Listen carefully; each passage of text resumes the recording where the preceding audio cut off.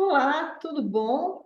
Estamos aqui com mais um vídeo que eu vou trazer aqui para o meu canal do YouTube. Fico muito feliz com vocês estarem acompanhando, estarem gostando também dos vídeos. E se você está realmente curtindo o meu conteúdo, se inscreva no canal, curta esse vídeo e, se quiser, deixe um comentário para mim. Então, vamos começar com o conteúdo. Hoje nós vamos falar sobre os transtornos neuropsiquiátricos. Então, entendendo os transtornos neuropsiquiátricos. Então, falaremos sobre o que são, como se manifestam, quais os possíveis tratamentos. E também é importante a gente pensar que entender esses transtornos é fundamental para reduzir o estigma e ajudar aqueles que sofrem com essas condições. Então, esse é o objetivo principal desse vídeo: disseminar o conhecimento, tá certo?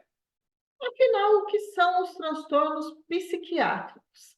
São condições que afetam simultaneamente os comportamentos, emoções e os processos cognitivos. Essas condições resultam de uma complexa interação entre fatores genéticos, biológicos, ambientais e psicológicos, e podem se manifestar de diversas formas, afetando o pensamento, o humor e o comportamento de uma pessoa. Exemplos comuns de transtornos neuropsiquiátricos: depressão, ansiedade, esquizofrenia, transtorno bipolar, entre outros. E hoje eu vou conversar um pouquinho com vocês sobre alguns desses transtornos neuropsiquiátricos. Quais são as causas e fatores de risco de um transtorno neuropsiquiátrico? Quando a gente fala de fatores de risco, são fatores que podem levar uma pessoa a desenvolver um transtorno, tá? As causas podem ser fatores genéticos e biológicos, ou seja, de ter já uma predisposição genética na família, e biológicos é quando acontece alguma situação física, em termos assim de saúde física, que leva a pessoa a desenvolver um transtorno. E ambientais são situações que o sujeito vivencia no seu ambiente, que pode levar a pessoa que já tem uma predisposição a desenvolver o transtorno. Também existe influência de traumas, estresse e condições médicas subjacentes, tá? Então, às vezes, a pessoa ter alguma condição médica pode levar a desenvolver um transtorno neuropsiquiátrico. Uma situação de estresse vivido, algum trauma muito grande, também pode desencadear algum tipo de transtorno neuropsiquiátrico.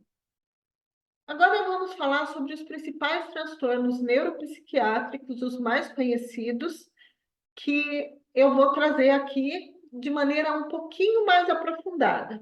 O primeiro deles é a depressão. A depressão é um transtorno comum e sério que afeta negativamente como a pessoa se sente, pensa e lida com as atividades diárias. Então, assim, existe realmente uma mudança de padrão de pensamento. Às vezes não é porque a pessoa quer, tá? Mas ela não consegue pensar de uma outra maneira, porque o pensamento está afetado. Caracteriza-se por um período prolongado de tristeza profunda, perda de interesse ou prazer em atividades que antes eram apreciadas, e uma série de sintomas físicos e emocionais que podem variar de intensidade de indivíduo para indivíduo, tá? Quais são os tipos de depressão? Depressão maior, que são episódios de sintomas intensos que interferem na capacidade de trabalhar, dormir, estudar, comer e desfrutar da vida. Temos também a distinia, que é o transtorno depressivo persistente, que os sintomas são menos graves e duram por um período mais longo, 2 anos ou mais. Então, é aquela depressão persistente que fica ao longo de um tempo longo com uma pessoa. e que, assim, não necessariamente vai atrapalhar a questão de trabalho, por exemplo. A pessoa até vai trabalhar, mas ela tem aqueles sintomas persistentes depressivos na vida dela, no dia a dia dela. Depressão bipolar é o episódio de depressão dentro do transtorno da bipolaridade. Então, inclui episódios de depressão alternados com os períodos de mania. A gente vai falar mais para frente do transtorno bipolar. Depressão pós-parto. É a depressão que ocorre após o nascimento de um bebê, tá? Não significa que sempre vai acontecer, mas às vezes pode acontecer. Transtorno afetivo sazonal, ou TAS. Depressão que ocorre em determinados momentos do ano, geralmente no inverno, né? Então, às vezes, a baixa luminosidade, aqueles dias mais cinzas, para algumas pessoas isso pode ser um desencadeador de sintomas depressivos, e isso deve ser observado, diagnosticado e tratado. Vamos falar agora sobre a ansiedade. A ansiedade é uma resposta emocional natural ao estresse, caracterizada por sentimentos de preocupação, nervosismo ou medo em relação a eventos futuros. Então, uma certa dose de ansiedade é normal e todos nós sentimos. Então, assim, nós podemos sim experimentar a ansiedade ocasionalmente, e ela vai se tornar problemática quando ela é intensa, persistente e começa a interferir significativamente nas atividades diárias e no bem-estar do indivíduo. Quais são os tipos comuns de transtorno de ansiedade? Nós temos o transtorno de ansiedade generalizada, TAG, que é uma ansiedade excessiva e preocupação com diversos aspectos da vida, que dura 6 meses ou mais. É uma ansiedade mais geral, tá? Com vários motivos aparentes. Transtorno do pânico. São ataques súbitos de medo intenso que vêm acompanhados de sintomas físicos, como dor no peito e sensação de falta de ar. É aquela sensação de que até você pode morrer, né? Muitas pessoas têm sintomas físicos tão intensos que acham que estão tendo uma parada cardíaca, por exemplo. Fobias específicas, medo extremo e irracional de um objeto ou uma situação específica.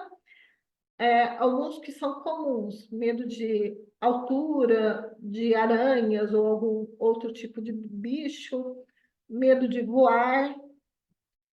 Temos também o transtorno de ansiedade social, que é um medo intenso de situações sociais, mas ele vem junto daquele pensamento, aquele medo de ser julgado negativamente por outras pessoas. Então, é diferente, às vezes, de você não ter tanta vontade de interação social. Isso está mais relacionado com um medo persistente das relações, de você ser julgado, de acontecer algo terrível, de alguma situação que já foi negativa antes se repetir. Então, é esse tipo de situação. Temos também o transtorno obsessivo compulsivo, que é caracterizado por pensamentos obsessivos intrusivos e comportamentos compulsivos repetitivos. Geralmente, eles estão associados a pensamentos do tipo: se eu não fizer tal coisa, vai acontecer o pior, vai gerar problemas, vai dar tudo errado. Então, assim, precisa necessariamente ser acompanhado com pensamentos exagerados em relação a se não fizer algo. Transtorno do estresse pós-traumático, ou TEPT, que é uma ansiedade resultante da vivência de um evento traumático. Então, a pessoa passa a reviver muitas vezes aquela situação, passa a ter medo de um trauma voltar a acontecer, ela generaliza uma situação para todas as outras situações da vida dela. Então, isso é um tipo de ansiedade também e precisa ser diagnosticado e tratado também. Vamos falar agora sobre a esquizofrenia, que é também um transtorno neuropsiquiátrico. É um transtorno grave e crônico que afeta a maneira como uma pessoa pensa, sente e se comporta. Caracteriza-se por uma combinação de alucinações, delírios, pensamentos e comportamentos extremamente desordenados que podem prejudicar significativamente a capacidade do funcionamento da pessoa no dia a dia dela. Os sintomas que a gente consegue perceber de uma pessoa que está vivenciando e tem esquizofrenia são alucinações, pensamento desordenado, comportamento desorganizado, apatia, anedonia, retraimento social, expressão emocional reduzida, déficits de memória, problemas de atenção e função executiva prejudicada. Então, tudo isso são sintomas que podem ser percebidos numa pessoa que tem esquizofrenia. É claro que cada pessoa é única, né? Às vezes ela vai ter mais de uma coisa, menos de outra coisa, mas assim, é muito importante ter uma boa avaliação para determinar se é um caso de esquizofrenia ou se é alguma outra situação. O transtorno bipolar é um transtorno caracterizado por mudanças extremas de humor, que variam entre episódios de mania ou hipomania, que é euforia ou irritabilidade extrema. A hipomania geralmente é mais branda do que a mania. E depressão, tristeza profunda ou falta de interesse. Essas mudanças de humor podem ser imprevisíveis e interferem significativamente na vida diária, no funcionamento social e na produtividade da pessoa que está com transtorno bipolar, que tem um transtorno bipolar. Principais sintomas do transtorno bipolar, em linhas gerais. Nos episódios maníacos, temos humor elevado, pensamento acelerado, aumento de energia, comportamento impulsivo e diminuição da necessidade de sono. Nos episódios depressivos, nós temos o humor depressivo, perda de interesse pelas coisas do dia a dia, fadiga, é aquele sentimento de cansaço, problemas de sono, ou às vezes ou a pessoa dorme de menos, ou a pessoa dorme a mais, alterações no apetite, sentimentos de inutilidade ou culpa e muitas vezes pensamentos suicidas. Agora vamos ver um pouquinho os tipos de transtorno bipolar. Temos o transtorno bipolar tipo 1, que é caracterizado por episódios maníacos que duram pelo menos 7 dias, ou sintomas maníacos tão severos que necessitam de hospitalização imediata. Então, a gente pode dizer com certeza que é um tipo de transtorno bipolar mais severo. Episódios depressivos também ocorrem, geralmente durando pelo menos 2 semanas, tá? Então, a mudança é muito mais brusca, os sintomas ocorrem mais ou menos nesse período, tá? 7 dias para os episódios maníacos e 2 semanas para os episódios depressivos. E quando a pessoa está nos episódios maníacos, os sintomas são muito mais graves. E temos o transtorno bipolar tipo 2, que é caracterizado por episódios de depressão maior e episódios de hipomania, que é uma forma mais leve de mania, que não é tão grave a ponto de necessitar de hospitalização, mas é grave para trazer muitos prejuízos para o dia a dia, para a rotina da pessoa que está sofrendo com esse transtorno. Temos também o transtorno ciclotímico ou ciclotimia, que são períodos de sintomas hipomaníacos e depressivos que não atendem aos critérios de duração ou gravidade de episódios maníacos ou depressivos completos, mas que ocorrem de maneira persistente ao longo de pelo menos 2 anos. Então, como vocês podem ver, que eu já falei, inclusive, em outros vídeos, em outras situações, que nós seguimos os critérios diagnósticos. Existem critérios para a gente chegar a um diagnóstico, que a gente se baseia no DSM-5-TR. Isso é muito importante, que a gente estude o DSM-5 e realmente, assim, verifique se fecha todos os critérios para qualquer tipo de transtorno neuropsiquiátrico. O diagnóstico e o tratamento, como que é? O processo de diagnóstico inclui avaliação clínica, acima de tudo. Mais importante do que teste é a nossa avaliação clínica. É uma excelente entrevista com o paciente, com familiares, tentar entender como que essa dificuldade se apresenta na vida do indivíduo, tentar traçar um histórico de dificuldades, de prejuízos e como que aquilo afeta a funcionalidade do paciente.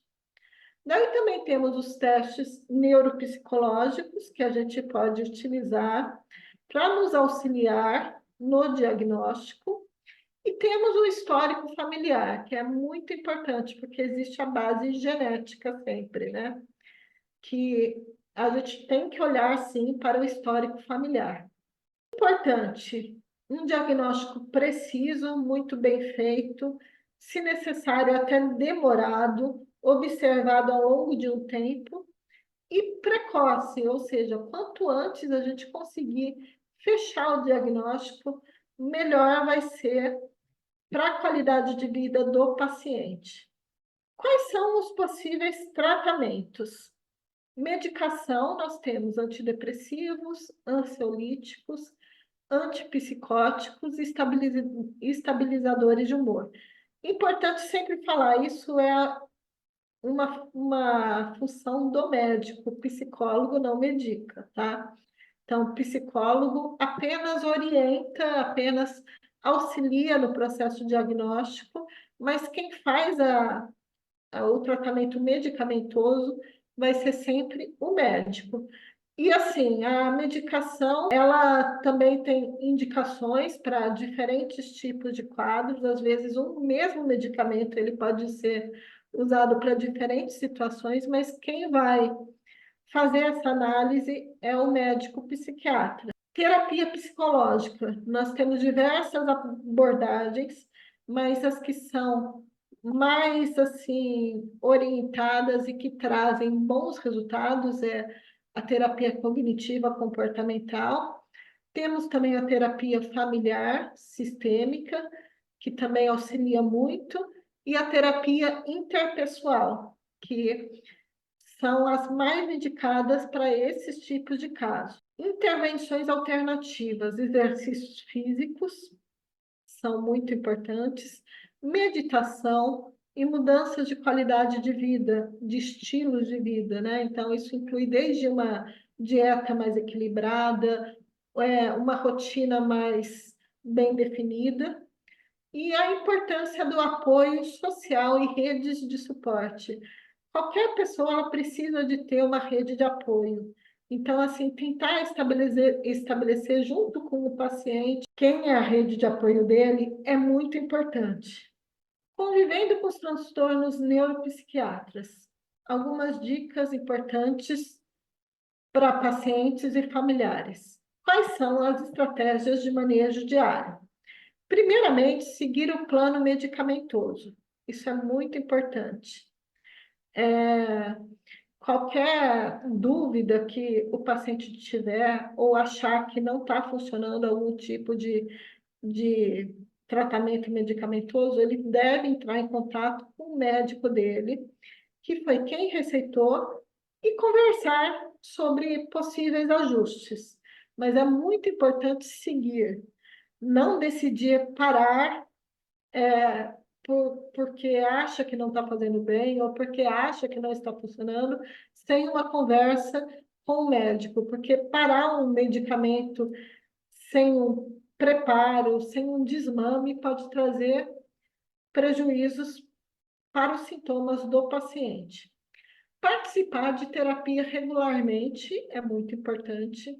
Manter uma rotina diária de sono, horários, planejamento e organização, né? Fazer listas, ter um diário, anotar como que você está se sentindo, observar como que foi o seu dia, traçar metas para o próximo dia, para a próxima semana, tudo isso são coisas muito importantes para quem está em tratamento.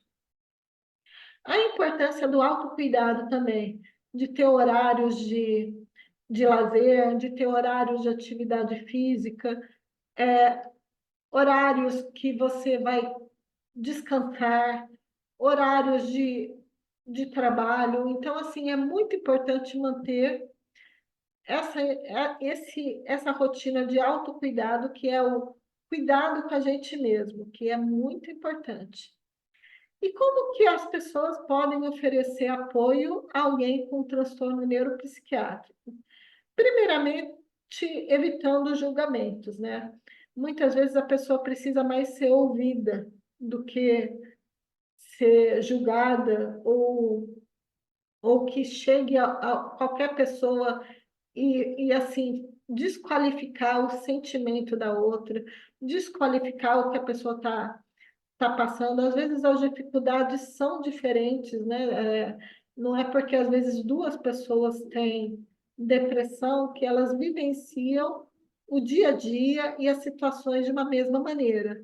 Então, assim, ter o cuidado no julgamento, no olhar para o outro, isso é muito importante, né? E o apoio, né? Aquela coisa do tipo, estou aqui sempre que você precisar, quando quiser ligar, quando quiser conversar, estou aberto, estou do seu lado. Isso é o que muitas vezes uma pessoa que tem um transtorno neuropsiquiátrico quer ouvir, quer vivenciar. Muito obrigada, espero que vocês tenham gostado do nosso vídeo sobre transtornos neuropsiquiátricos. Se inscreva no meu canal, deixe comentários, isso para mim é muito importante. Mais uma vez, muito obrigada e até o próximo vídeo.